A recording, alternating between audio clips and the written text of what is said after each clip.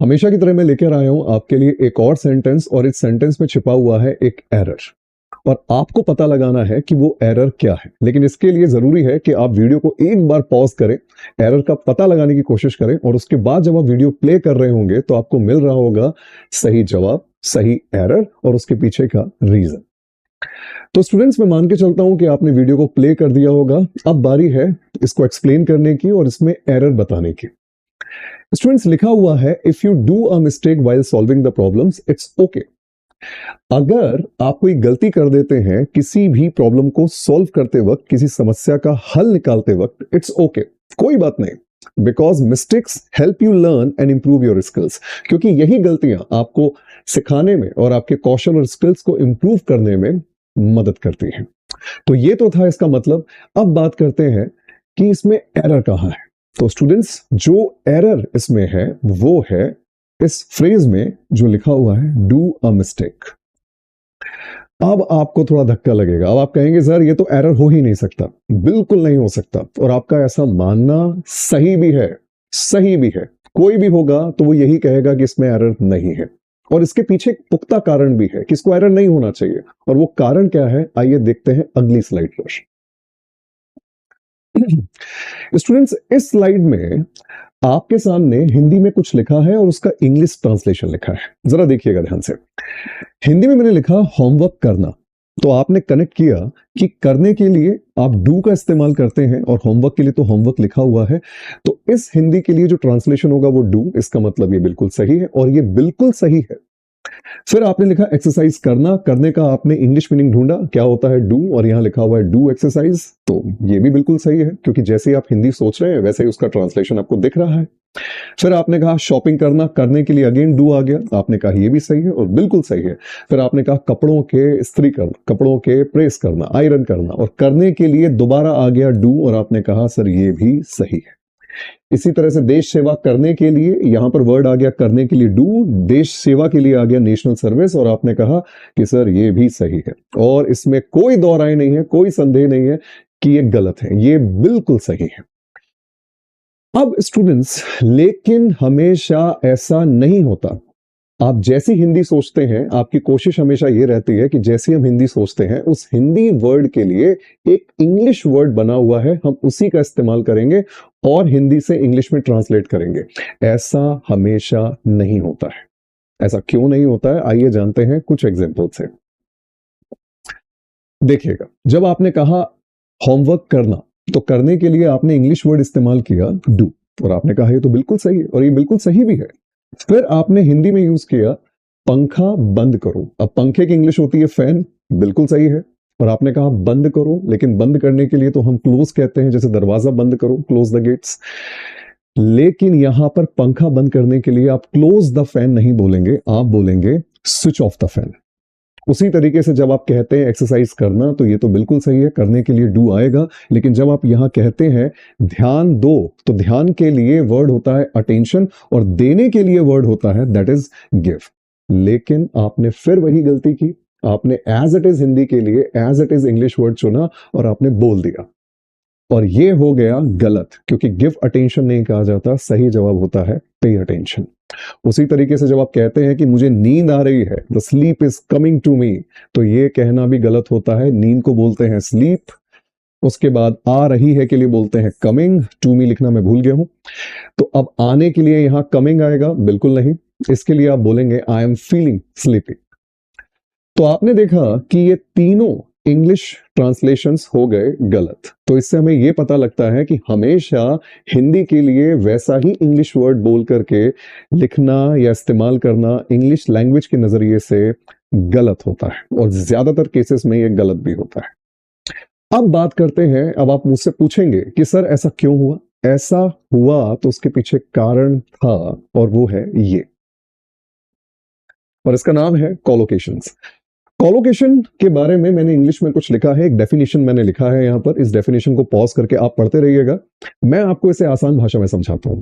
Collocations का मतलब होता है कि जब भी हम दो या दो से ज्यादा शब्दों का इस्तेमाल एक साथ करते हैं तो इंग्लिश लैंग्वेज के नजरिए से वो नेचुरल लगते हैं, सही लगते हैं। और इन जोड़ियों का जब इस्तेमाल एक साथ नहीं किया जाता तब ये गलत लगते हैं और ये अजीब लगते हैं।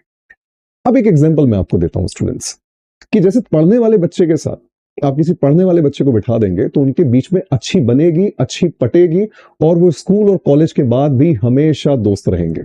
लेकिन उसी पढ़ने वाले बच्चे के साथ आप किसी शरारती बच्चे को बिठा देंगे तो वो जैसे तैसे बैठ तो जाएंगे आपके बोलने पर, लेकिन ज्यादा दिन तक उनके बीच में बनेगी नहीं और वो एक दूसरे से हो जाएंगे अलग। तो इसका मतलब शरारती बच्चे की जोड़ी बनती है शरारती बच्चे के साथ, पढ़ने वाले बच्चे की जोड़ी बनती है पढ़ने वाले बच्चे के साथ। मैं कुछ इंटरेस्टिंग एग्जांपल आपको और देता हूं स्टूडेंट्स। जैसे मान के चलिए आप मार्केट में गए, आपको बहुत भूख लगी है, आप दुकान पर गए, आपने ऑर्डर किया छोले। अब छोले के बाद अगला वर्ड आपके मुंह पर आ रहा होगा भटूरे। यस, तो छोलों का कॉम्बिनेशन किसके साथ है? भटूरों के साथ। लेकिन घर पर भटूरे तो थे, लेकिन खाने के लिए छोले नहीं थे, तो आपने बैंगन की सब्जी के साथ भटूरे खा लिए। काम तो आपने जैसे तैसे चला लिया पेट भरने के लिए, लेकिन सही मजा और सही कॉम्बिनेशन भटूरों का है छोले के साथ।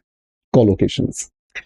एक और एग्जांपल देता हूं, जैसे आपको राजमा चावल है, अब राजमा की जोड़ी बनती है चावलों के साथ। अब राजमा तो थे लेकिन चावल नहीं थे, तो आलू के पराठे थे, तो आपने राजमा को आलू के पराठों के साथ खा लिया, जैसे तैसे खा तो लिया पेट की भूख शांत करने के लिए, लेकिन मजा नहीं आया, क्योंकि राजमा की सही जोड़ी बनती है चावलों के साथ। इडली की सही जोड़ी किसके साथ बनेगी? सांभर के साथ। लेकिन आपने इडली को दाल के साथ खा लिया, पेट भर लिया, लेकिन मजा नहीं आया।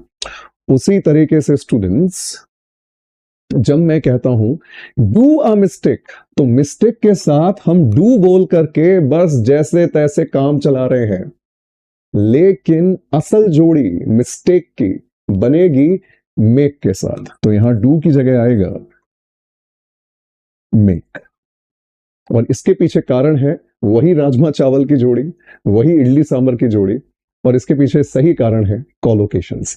तो कोलोकेशंस की वजह से हम डू अ मिस्टेक ना बोलते हुए हम बोलेंगे मेक अ मिस्टेक, क्योंकि कोलोकेशंस में उन सभी वर्ड्स की जोड़ियां हैं जो एक दूसरे के साथ ही आएंगे और सही लगेंगे, नेचुरल लगेंगे। स्पोकन इंग्लिश के नजरिए से देखा जाए स्टूडेंट्स, तो कई बार हम डू अ मिस्टेक बोल करके काम चला लेते हैं, तो चल जाता है, सामने वाले को कोई पता नहीं लगेगा कि आपने कोई गलती की है। लेकिन कॉम्पिटिटिव एग्जाम के नजरिए से ऐसी गलती आपको भारी पड़ती है, क्योंकि ये गलती आप कॉम्पिटिटिव एग्जाम में नहीं कर सकते।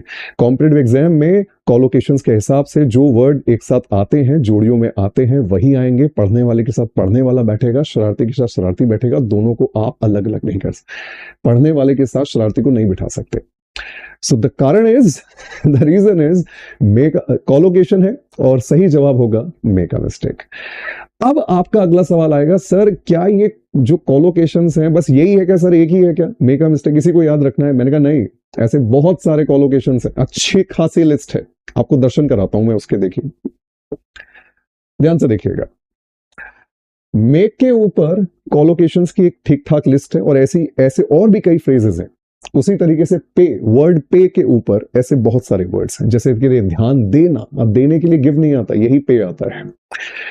पैसा कमाना, पैसा कमाना, पैसा कमाना, अर्न मनी नहीं, मेक मनी। अर्न मनी भी कहते हैं, लेकिन मेक मनी और परफेक्ट फ्रेज है। उसी तरीके से स्टूडेंट्स, ऐसे ही गिव के ऊपर, डू के ऊपर, हर एक वर्ड के ऊपर, अलग अलग वर्ड्स के ऊपर बहुत सारे कोलोकेशंस की एक लिस्ट है। अब आप कहेंगे कि सर ये कोलोकेशंस याद करना क्यों जरूरी है? अरे भाई, आप कॉम्पिटिटिव एग्जाम्स की तैयारी कर रहे हैं, और कॉम्पिटिटिव एग्जाम्स में जब आप कॉम्पिटिटिव इंग्लिश अटेम्प्ट करते हैं, तो कॉम्पिटिटिव इंग्लिश के अंदर एग्जाम में आपसे क्लोज टेस्ट पूछा जाता है, कोलोकेशंस कई बार आते हैं। रीडिंग कंप्रीहेंशन के दौरान आपसे कोलोकेशंस पूछे जा सकते हैं। सेंटेंस इंप्रूवमेंट, सेंटेंस एरर के दौरान आपसे कोलोकेशंस पूछे जा सकते हैं। तो इन सभी में कोलोकेशंस कई बार पूछे जा चुके हैं, और आने वाले टाइम में भी ये पूछे जाएंगे। अगर आपको सही वर्ड के साथ सही वर्ड बिठाना है, अगर आपको सही जोड़ी पता होगी, अगर आपको कोलोकेशंस अच्छे से याद होंगे, तो आप इनमें मार्क्स लेके आ पाएंगे, इनमें कोई भी गलती आपसे नहीं होगी। अब अगला सवाल आप पूछेंगे कि सर ये कोलोकेशंस मिलेंगे कहां? देखिए बहुत सारे सोर्सेज हैं कोलोकेशंस के, लेकिन मैं एक सही सोर्स आपको बताता हूं, और वो सही सोर्स ये है कि आपको सबसे पहले गूगल प्ले पर आना है। गूगल प्ले पर आने के बाद आपको सर्च करना है इंग्लिश विद हर्ष वर्मा, और English with Harsh Verma search करने के बाद आपको मेरी फोटो नजर आएगी। ठीक, इसके बाद आप जब इस ऐप को इंस्टॉल कर लेंगे, इस ऐप को ओपन करेंगे तो कुछ इस तरह का इंटरफेस, ये देखिएगा, इस तरह का इंटरफेस आपको नजर आएगा और इसमें आप जाएंगे फ्री मटेरियल के अंदर और इस फ्री मटेरियल में आपको काफी पीडीएफ कोलोकेशंस की मिलेंगी और उसमें उनके हिंदी मीनिंग, उनका हिंदी उसके लिए एक पर्टिकुलर सेंटेंस आपको मिलेगा जिससे कि आपको कोलोकेशन समझने में काफी मदद मिलेगी। तो कहीं भटकना नहीं है, ऐप को इंस्टॉल करिए, फ्री मटेरियल के सेक्शन में जाइए और यहां जाकर के कोलोकेशंस को एंजॉय करिए, पढ़िए। मैं उम्मीद करता हूं कि आज का ये सेशन आपको खूब अच्छा लगा होगा, आपको मजा आया होगा और अगर आपको अच्छा लगा है, आपने एंजॉय किया इस सेशन को, आपने कुछ समझा, तो जरूर इस सेशन को अपने दोस्तों के साथ शेयर करिए। मिलेंगे एक नेक्स्ट वीडियो में नई चीजों के साथ, नए कॉन्सेप्ट्स के साथ। तब तक के लिए थैंक यू सो मच। जय हिंद।